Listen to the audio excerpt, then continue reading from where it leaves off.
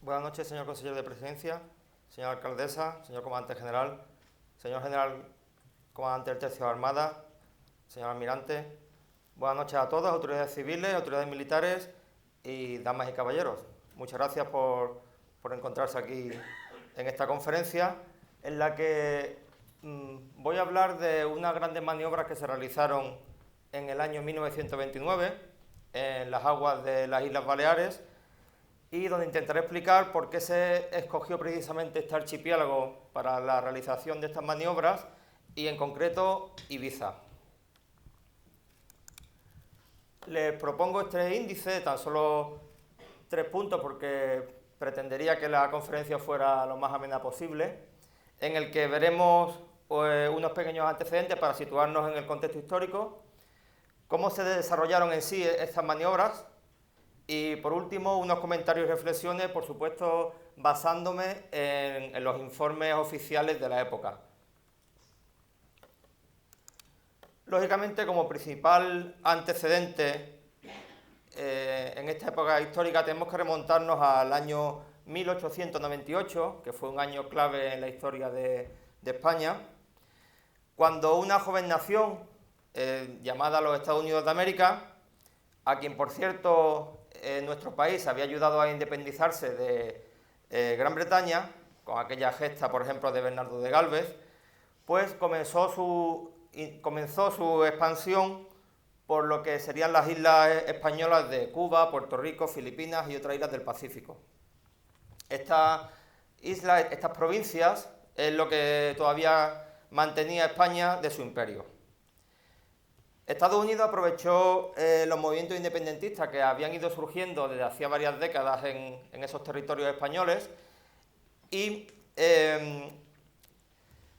contra los que la península había estado combatiendo. Como podemos ver en los memes de la época, lo que hoy se llaman memes, antiguamente eran caricaturas que salían en la prensa, en los periódicos, para España se antojaba una empresa muy sencilla, una empresa muy fácil, con dibujos muy gráficos, donde se nos representaba como un fiero león que nada tenía que hacer contra los Estados Unidos y, por supuesto, donde se mostraba que era un nuevo país, un país joven sin historia, ¿no?, comparado con la gran historia que el Imperio Español y en concreto la Armada había ya vivido. Lamentablemente, la realidad era que España en esos momentos, en esos finales del siglo XIX, no conservaba una marina potente y fuerte que fuera capaz de defender tan vasto imperio. Aún continuábamos en activo con fragatas blindadas como la Numancia o la Victoria, y el resto eran pues buques de cierto calado, muchas lanchas cañoneras que, bueno, pues digamos estaban un poquito antiguas y anticuadas.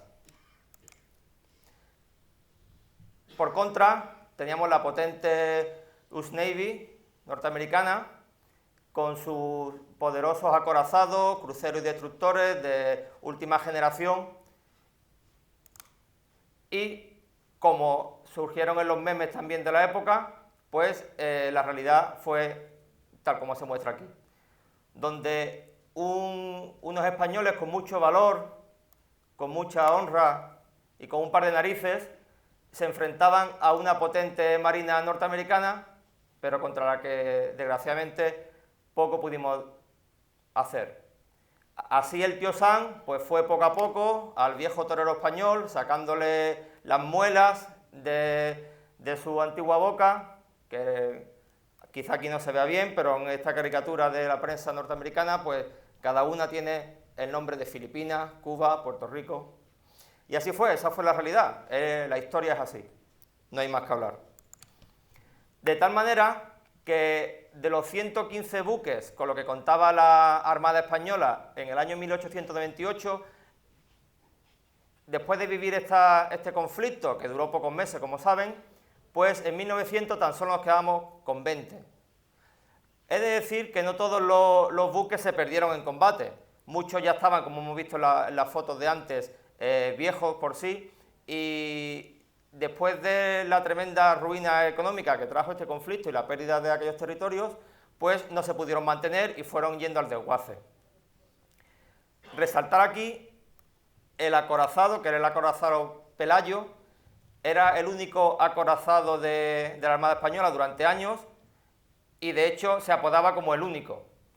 Ese acorazado no es que no participara en la guerra junto con varios cruceros y destructores, sino que no lo dejaron participar. Pertenecía a una flota, aparte de la de Montojo en Cavite, en Filipinas, que fue hundida, y la de Cervera en Santiago de Cuba, que también fue hundida, pertenecía a una flota que se dirigía hacia Filipinas a apoyar, se llamó la Escuadra del Contragolpe, pero en el canal Suez, en el canal de Suez, los británicos no lo dejaron pasar. Se pasaron toda la guerra allí bloqueados y ya volvieron a España y quedaron en esta situación. Con lo cual nos encontramos con una España que ha entrado, y así se ve en los periódicos de la época, en una fuerte depresión económica, por supuesto, y también una fuerte depresión moral. Una fuerte depresión moral que hace que el español de entonces tenga dos vertientes, dos corrientes de pensamiento. Una, principalmente liderados por militares, por las Fuerzas Armadas de entonces, en la que pretendían que se volviera a regenerar cuanto antes la Marina de Guerra, y otra, en cambio, el Parlamento, los políticos, que no lo veían tan conveniente y que preferían dedicarse a otros asuntos antes de regenerar la Armada Española. ¿La situación cuál era? La situación era que esta Marina tan anticuada era realmente débil para mantener el vasto territorio que aún nos quedaba, por supuesto, en nuestra península ibérica, el archipiélago de las Canarias, el norte de África, que también era, como saben, perteneciente a España, y, por supuesto, el archipiélago de las Baleares.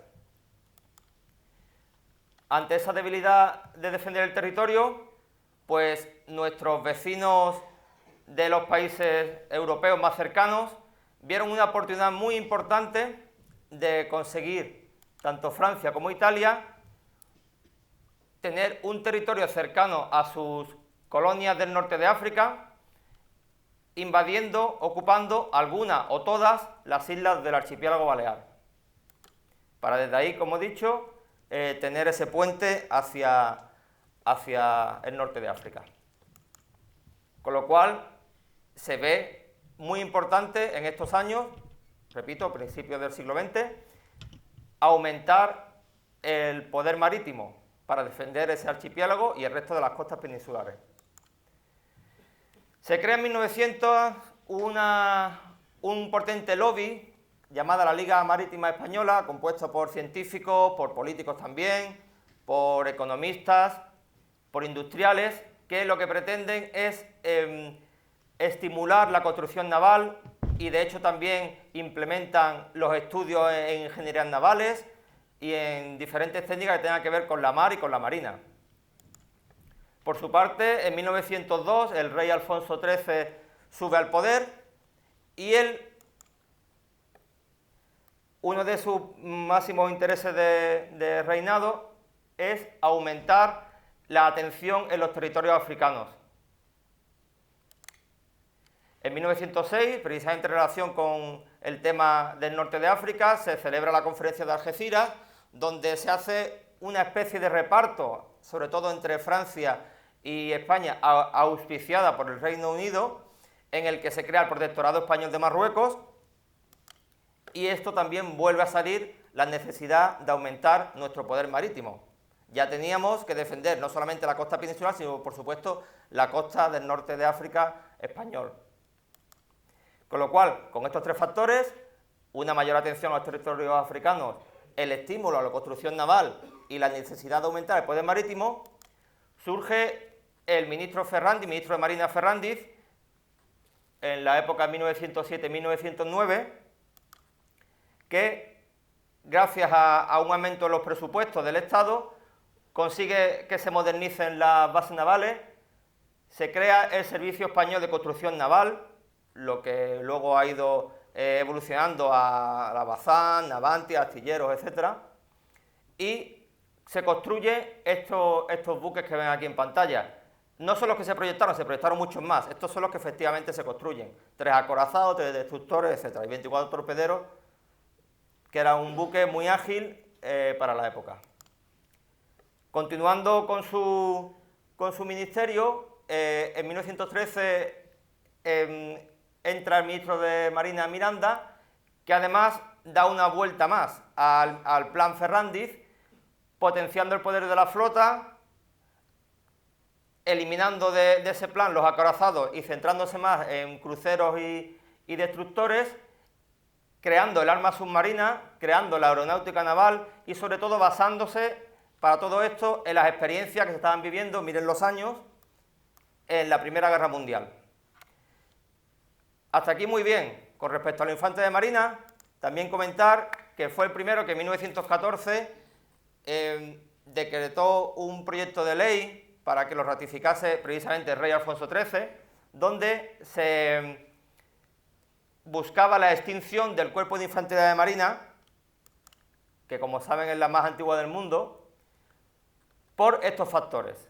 Él consideraba, este ministro de Marina, Miranda, que ya no era necesario mantener la disciplina a bordo. Desde siempre la marinería tenía la procedencia que tenía y se vio la necesidad de que hubiese personal especializado en mantener la seguridad, mantener la disciplina. Eso eran los infantes de marina, entre otras misiones que tenían.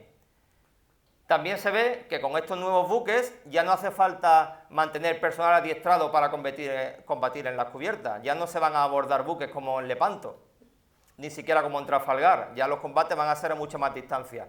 Y también, igualmente, por las experiencias de la Primera Guerra Mundial, con el desembarco fallido de los británicos y de Lanzac en Galípoli, en Turquía, pues se considera que los desembarcos, las operaciones anfibias en sí, ya no son viables. ¿Cuál fue su propuesta? Una que había seguido justo en el año 1900 la nación francesa, Francia, y que aún hoy continúa. Era pasar el grueso del cuerpo de infantería marina de la época al ejército de tierra, lo que los franceses llaman sus tropas de marina, y mantener tan solo una unidad de protección, una unidad de seguridad en la armada para, sobre todo, seguridad de las bases navales, que son los que los franceses llaman los Fusiliers Marines. Eso, como digo, se firmó, fue ratificado por Alfonso XIII, pero la realidad fue que como existía el problema del norte de África y había que reforzar allí con unidades para apoyar al ejército de tierra, aparte de los 3 regimientos que permanecían en las 3 bases navales principales de la península, que era, por este orden, Cádiz, Ferrol y Cartagena, pues también se creó un 4º regimiento que estuvo basado en Larache, aunque tenía 2 campamentos en el norte de África. Este regimiento estaba formado por 2 batallones de 6 compañías, una compañía de ametralladoras, que a lo largo de la conferencia veremos su importancia, 2 campamentos en la zona de Larache, y se encontraba integrado en el ejército de tierra. Su repliegue fue en 1922. Esta compañía de ametralladoras se creó en el norte de África con las ametralladoras Hopkins, que eran de última generación en la época, y que cuando se repliega en 1922 se incorpora como única compañía ametralladora de todo el cuerpo al regimiento de San Fernando, el 1er regimiento. Así, de esta manera, en septiembre de 1923, el general Primo de Rivera da un golpe de Estado, hace una dictadura militar en la que concentra en él todos los poderes. Por supuesto, Alfonso XIII seguía en el reino, pero él era el jefe del gobierno. Y entran 2 ministros de Marina también muy importantes. El primero, el ministro Cornejo, que hace un mejor artillado y defensas de costa, incluidas las costas de las Islas Baleares, sobre todo de Menorca. Una integración, se integra España en el sistema de seguridad colectiva de la época, que era la Sociedad de Naciones, lo que luego evolucionaría en la ONU, y se potenció todavía más el poder de la flota con ese tipo de buques que ven ahí, incluidos los submarinos también de última generación, con mucha más potencia y unos torpedos mejores, que eran los de clase C. Y lo más importante, en 1925 se realiza el desembarco de Alhucemas, que por fin finaliza el conflicto que había con las cábilas rebeldes en el norte de África. Este desembarco de Alhucemas, como saben, fue de gran importancia y que sirvió como enseñanza para muchas operaciones anfibias de la historia. Y llegamos ya por fin a la época de 1928-1930, donde se encuentra el ministro de Marina, García de los Reyes, y él también hace tres cosas realmente importantes. Una es el gestionar un plan de neutralidad armada, tanto con Francia como con Italia por separado, de manera que con ambos queda que si el otro país invade alguna de las Islas Baleares, Francia ayudaría si fue Italia o al revés. Consigue con esa construcción naval que España en este momento, fíjense, sea ya la quinta marina de guerra de Europa y la séptima del mundo, para ver cómo habíamos quedado en 1900, y la realización de las maniobras navales aquí en el archipiélago de las Baleares. Por ver una comparativa de nuevo de cómo habíamos quedado la Armada, la Marina de Guerra en 1900, se aumenta a 80, resaltando que muchos de estos primeros han sido desguazados y en su lugar se han colocado pues otros buques de mejores prestaciones y más modernos. Así entramos en el segundo punto, en el desarrollo de la maniobra de 1929, que es lo que nos trae aquí, que consistió en un ejercicio naval en el que prácticamente participaron todos los buques de la flota de la época, prácticamente 60 buques de muy diversos tipos, y fue un ejercicio naval de doble acción. ¿Esto qué es lo que significa? Pues que se divide esa flota en dos bandos.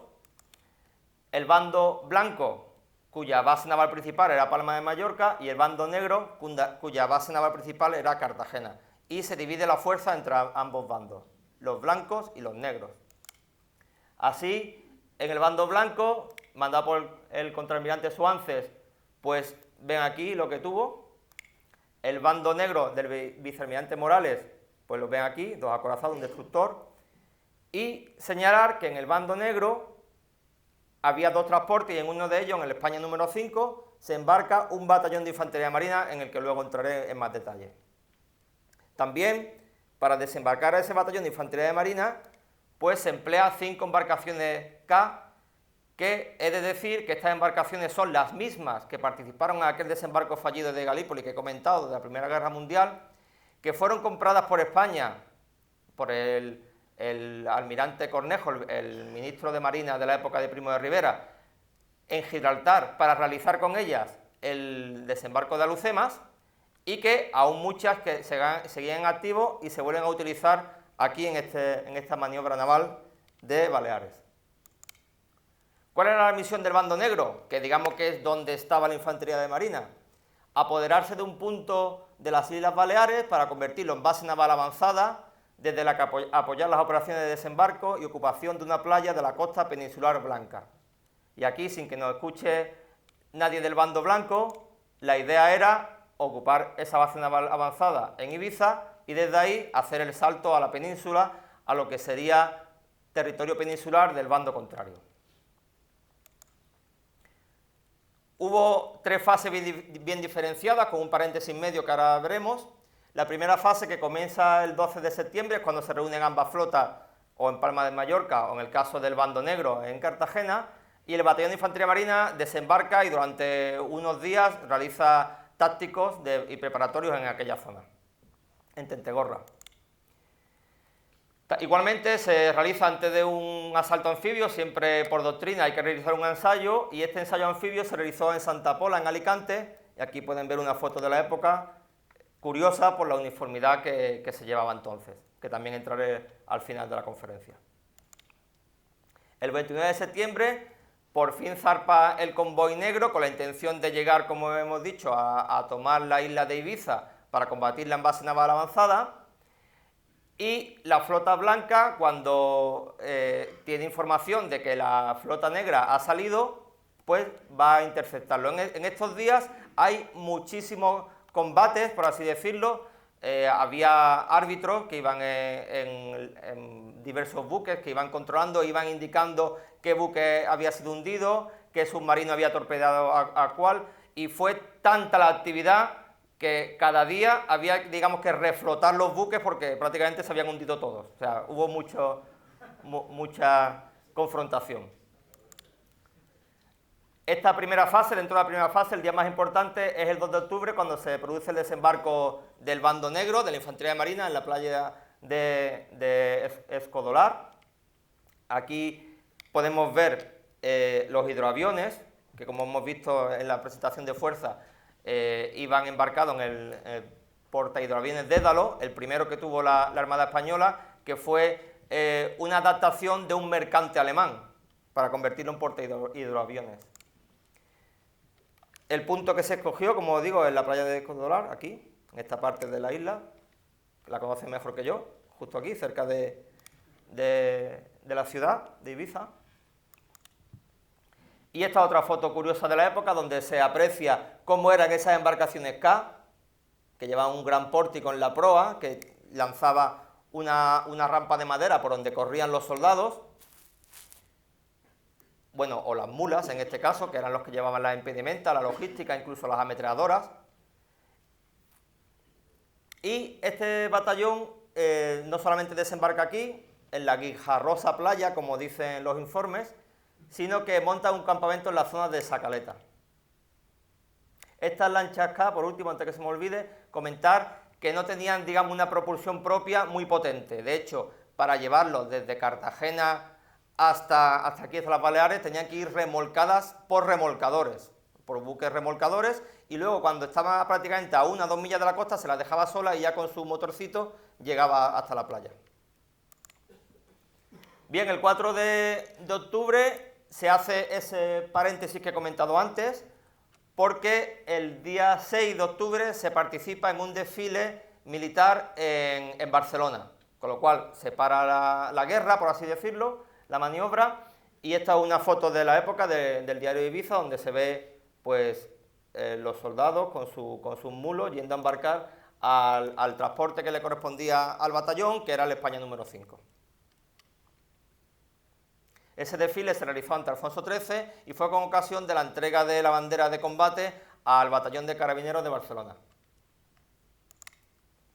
Una vez que terminó el desfile en Barcelona, con gran brillantez, según decía la prensa, y donde el batallón de infantería marina abrió el desfile como le corresponde por decretos, comenzó la segunda fase. La segunda fase empezó el día 7 de octubre y Su Majestad el Rey Alfonso XIII quiso embarcar en el Infanta Cristina, que era este buque, era una motonave que se llamaba, y desde ahí seguir las 2 fases que quedaban de la maniobra a bordo. Estuvo ahí embarcado junto con el ministro de Marina, García de los Reyes, y desde ahí siguió todas las maniobras.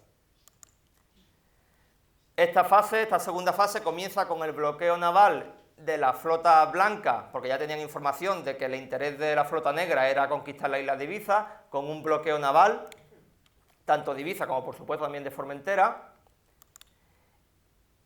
Y el día 9, después de otros muchos combates, donde sobre todo se observó la gran capacidad de los submarinos, que no tenían igual y eran capaces de destruir cualquier tipo de buque de superficie que se acercase, por fin se rompe el bloqueo y el día 9, después de 2 días de batalla, la flota negra consigue entrar en Ibiza y entran los transportes, y escoltados por submarinos, cañoneros y tal. Ese día 9 de octubre vuelve a desembarcar la fuerza y se realiza un acto militar en el castillo. Aquí son fotos de la época.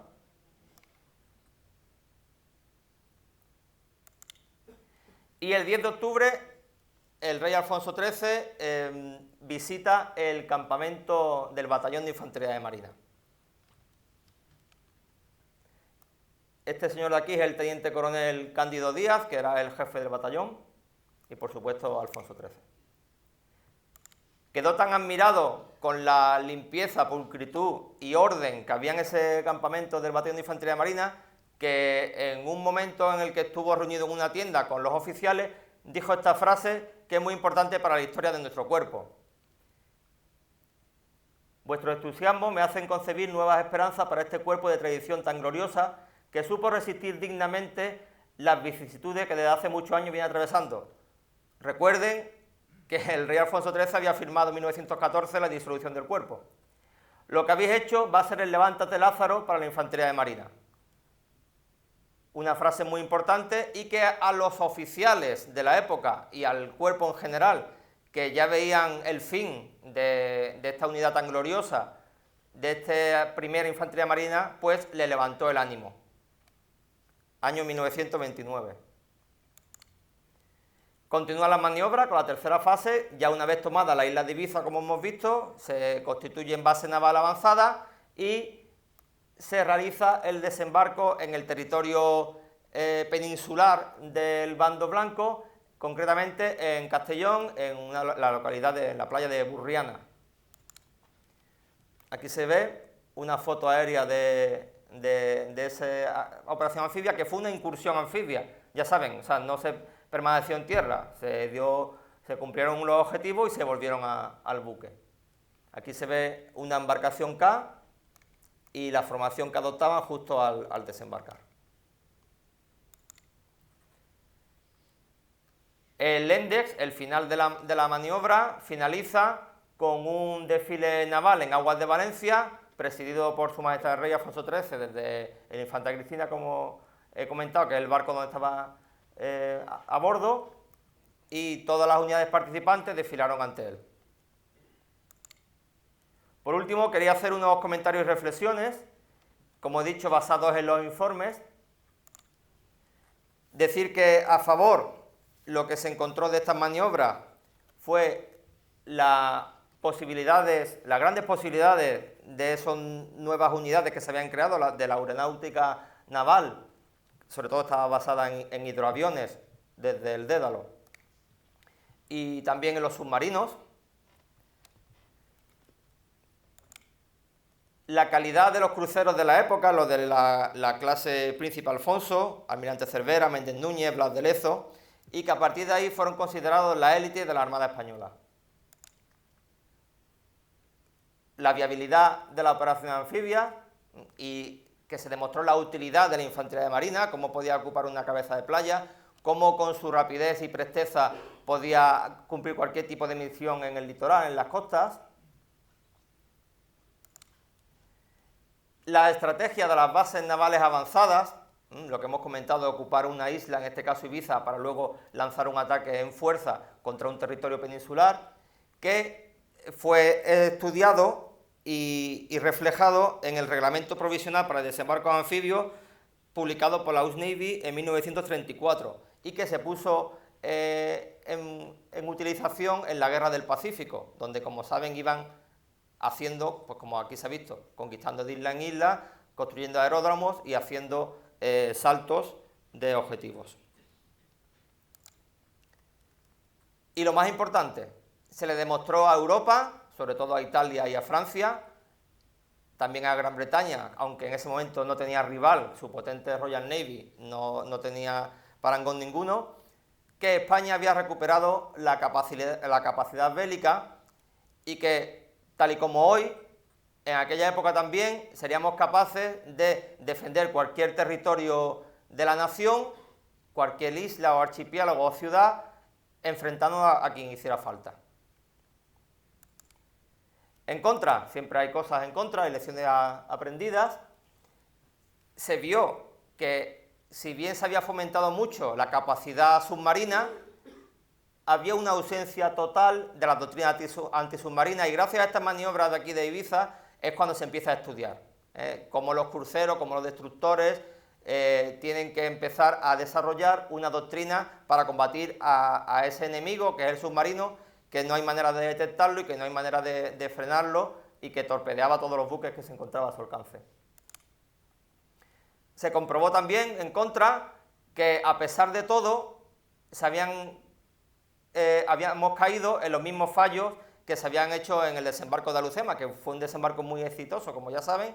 Finalizó además la guerra de África, que tantas vidas estaba causando entre los jóvenes españoles, pero aquí se volvieron a caer en dos fallos fundamentales, como fue no reconocer las playas, hacer un reconocimiento hidrográfico previo, y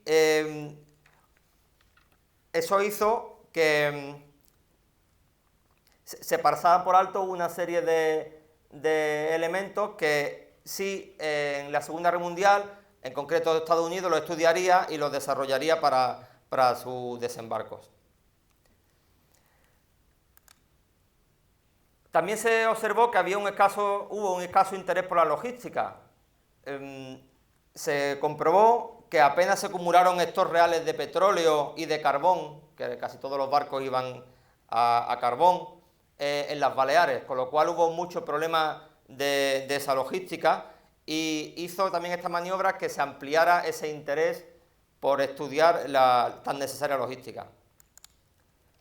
Y por último también faltó una coordinación entre la aviación naval, como he dicho, sobre todo basada en el portahidroaviones Dédalo, y la aviación del ejército de tierra, porque de recordarles que el ejército del aire no existía hasta 1940, hasta después de la guerra civil. En aquel entonces la aeronáutica militar era del ejército de tierra, y también hubo aviones de tierra que participaron, y lo que se vio es que no había comunicación, los códigos eran diferentes entre los navales y los de tierra, y eso también hizo que después de esta maniobra se empezara a estudiar. Este era otro de los fallos que se había descubierto en Alhucemas. Hemos visto que el rey Alfonso XIII comenta esa frase de esto va a ser el levante de Lázaro para el cuerpo, pero lamentablemente eso fue lo que dijo en el año 29, empezó muy bien porque si bien he dicho que antes nada más que había una compañía de ametralladoras que estaba en San Fernando, después de esta maniobra se compraron 2 compañías más, con 8 ametralladoras cada una para Ferrol y otra para Cartagena, que no existían. Se empezó a ampliar el cuerpo, empezaron a entregar más soldados de reemplazo, pero en 1931 entra la Segunda República, Alfonso XIII marcha, ya se había ido también Primo de Rivera, y eso provocó que el ministro de Marina de la época de primeros años de la Segunda República, el ministro Casa de Quiroga, decretara el 10 de julio del 31 la extinción del cuerpo. Retomara aquella ley que ya estaba ratificada por Alfonso XIII de 1914 y la ejecutara.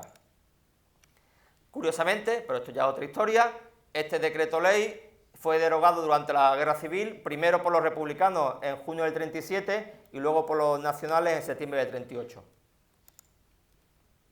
Y aquí ya para finalizar, primero quería agradecer la investigación que en este tema ha desarrollado el coronel Solá y el sargento primero Ferro, en la cual yo también he participado, y una serie de fotos interesantísimas que han llegado a mi poder y que las quería presentar aquí como primicia. Comenzando en principio por hablar de ese batallón de infantería de marina que participó en estas maniobras. Este batallón estaba formado por 4 compañías de fusiles a 2 secciones. Esa compañía de ametralladoras, que era de San Fernando, porque el grueso era de Ferrol, del segundo regimiento, y la compañía ametralladora era de San Fernando. De hecho, tuvieron que fondear en el España número 5, en la bahía de Cádiz, para subir a esa compañía de ametralladoras. Y luego los de Ferrol pues también llevan, por supuesto, la plana mayor de batallón con su tren logístico, la sección de enlaces y comunicaciones de la época, que es curioso que leyendo los informes, lo que hacía la sección de enlace en cuanto llegaba a tierra, después de desembarcar, y estaba todo el mundo bien sin novedad, era lanzar una bengala. Esa era la forma para que el almirante viera desde el buque que se había desembarcado bien, no había otra manera de comunicarse. Una banda de música, fundamental para animar a las tropas en todo momento, iba a bordo todo el tiempo y desembarcaban. Una escuadra de gastadores, que no solamente gastadores como hoy lo entendemos que abren los desfiles, sino también gastadores trabajando, o sea, desgastando el campo de batalla en primera línea para dejar paso a las compañías de fusiles, y por supuesto una unidad de camilleros. Aquí quiero mostrar una foto del teniente coronel Cándido Díaz Montero con un grupo de oficiales, y esta foto la muestro sobre todo para que vean más de cerca cómo era la uniformidad de la época. En estos años 20, siguiendo al ejército de tierra, el cuerpo de infantería marina adoptó el uniforme caqui, solamente que con las insignias que se llevaban tanto en los cuellos en algunos momentos, sobre todo en desfiles y en actos, no ya en campaña, y la prenda de cabeza era la nuestra, la gorra de plato típica de la Armada, que además, como curiosidad, la gorra era con un forro azul, solo que en la época veraniega o cuando uno estaba destinado en norte de África o sitios calurosos, se ponía una fonda blanca. Como ven, también se llevaba unos vivos encarnados en la gorra. Esta es una foto, muchos conocerán este cuartel, el cuartel de Dolores de Ferrol, de una de las compañías que participaron, y aquí también quiero hacer mención a cómo era la uniformidad del soldado. El soldado llevaba este gorro de cuartel que se llamaba, e igualmente también el uniforme caqui, con el correaje de cuero de la época y, bueno, y el fusil. Esta es una foto embarcando en el España número 5, del personal de Infantería Marina con su impedimenta.